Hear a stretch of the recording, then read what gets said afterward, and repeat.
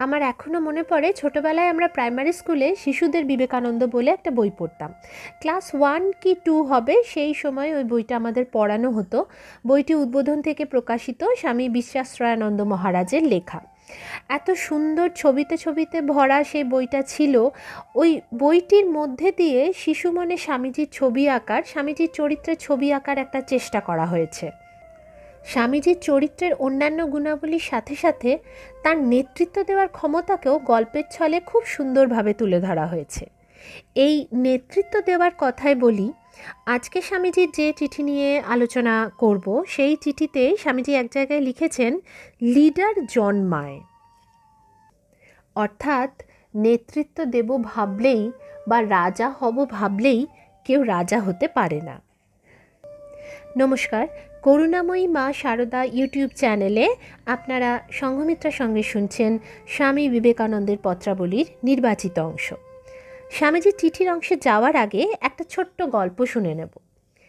এক দেশে এক রাজা ছিলেন।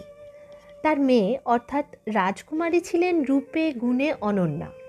রাজার সাথে তিনিও রাজসভা আলো করে বসতেন এবং রাজকার্যে রাজাকে পরামর্শ, মতামত এই সমস্ত দিতেন। এমন ছিল না যে তিনি সবসময় তার বাবার কাজে সমর্থন করতেন।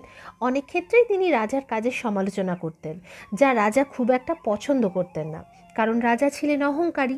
তিনি নিজেকে সর্বেসর্বা ভাবতেন। তিনি মনে করতেন তার রাজ্যে যা কিছু হচ্ছে বা হচ্ছে না, সবটাই তাঁর নিয়ন্ত্রণে। একদিন রাজসভায় রাজার পারিষদ মন্ত্রীরা রাজার খুব স্তুতি করছেন। রাজাও সেই স্তুতি শুনে খুব খুশি হচ্ছেন। রাজার এক পারিষদ বললেন, মহারাজ, এই রাজ্যে যা কিছু হচ্ছে সবই আপনার ইচ্ছায়। আপনি যেটা চাইবেন না তা কোনোভাবেই হবে না। আর আপনি যাকে চাইবেন রাজা বানিয়ে দেবেন, আর যাকে চাইবেন ভিখারি বানিয়ে দেবেন। রাজা তো এই কথায় ভীষণ খুশি হয়ে সেই পারিষদকে তার গলার মুক্তোর হার উপহার দিতে যাচ্ছিলেন। কিন্তু ঠিক সেই সময় রাজকুমারী বলে ওঠেন যে আমার পিতার ইচ্ছায় বা কথায় কেউ রাজা হবেন বা ভিখারি হবেন এই কথা সত্য নয়। রাজা বা ভিখারি করার ক্ষমতা আছে কেবলমাত্র ঈশ্বরের। এতদিন তো রাজা কোনোভাবে মেয়ের এই স্পষ্টবাদিতা সহ্য করে আসছিলেন, কিন্তু এখন আর পারলেন না। রাজা বললেন, বেশ, তোমার যখন এই ঈশ্বরের ওপর এত ভরসা এবং তোমার যখন মনে হচ্ছে ঈশ্বরই আমার রাজ্যে সর্বশক্তিমান, তিনিই রাজা বানান, তিনিই ফকির বানান, তিনিই সমস্ত কাজ করছেন, তার ইচ্ছাতেই সমস্ত কাজ হচ্ছে, তাহলে কাল সকালে পরিদর্শনে বেরিয়ে আমি প্রথমেই যার মুখ দেখব তার সাথেই তোমার বিয়ে দেব। তারপরে আমি দেখব তোমার ঈশ্বর কি করে তোমায় রাজরানী করেন। কারণ আমার ইচ্ছায় কালকেই তোমাকে এই রাজপ্রাসাদ ছেড়ে তোমার স্বামীর সাথে চলে যেতে হবে।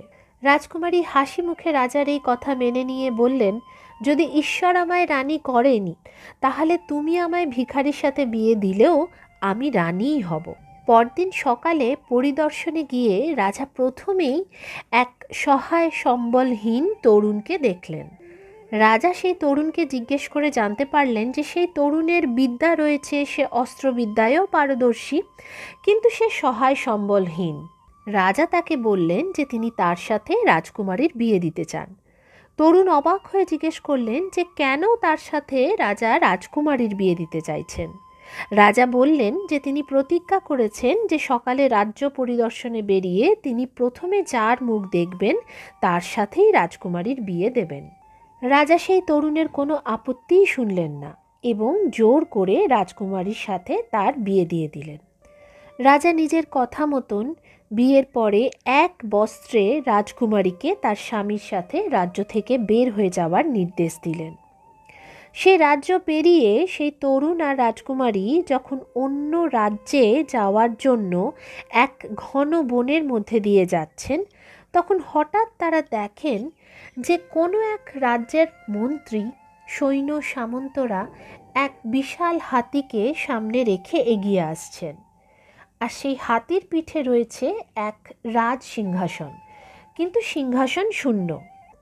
অবাক হয়ে কৌতূহলবশত তারা সেই ভিড়ের সামনে গিয়ে দাঁড়ান।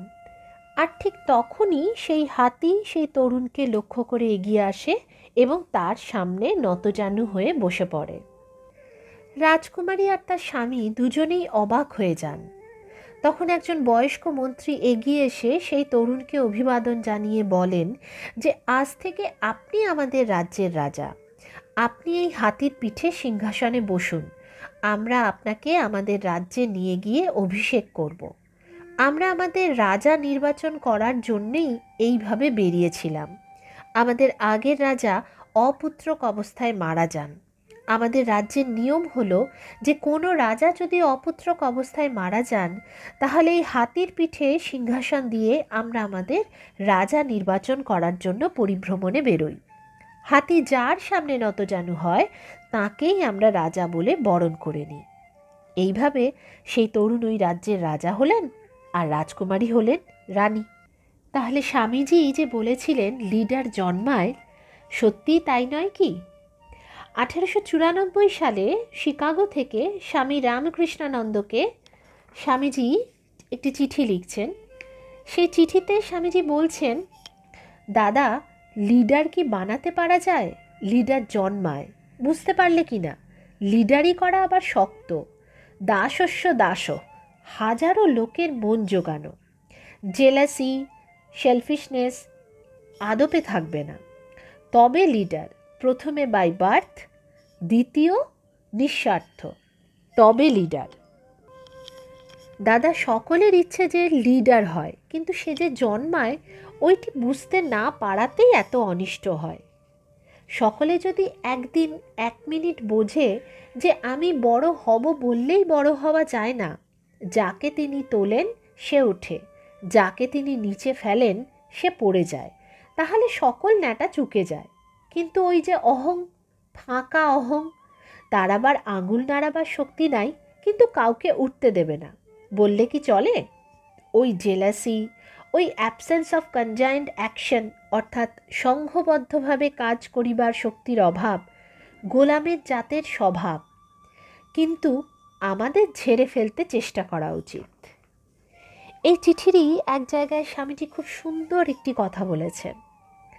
পাখি উড়তে উড়তে এক জায়গায় পৌঁছায় যেখান থেকে অত্যন্ত শান্তভাবে নিচের দিকে দেখে। সে জায়গায় পৌঁছেছ কি?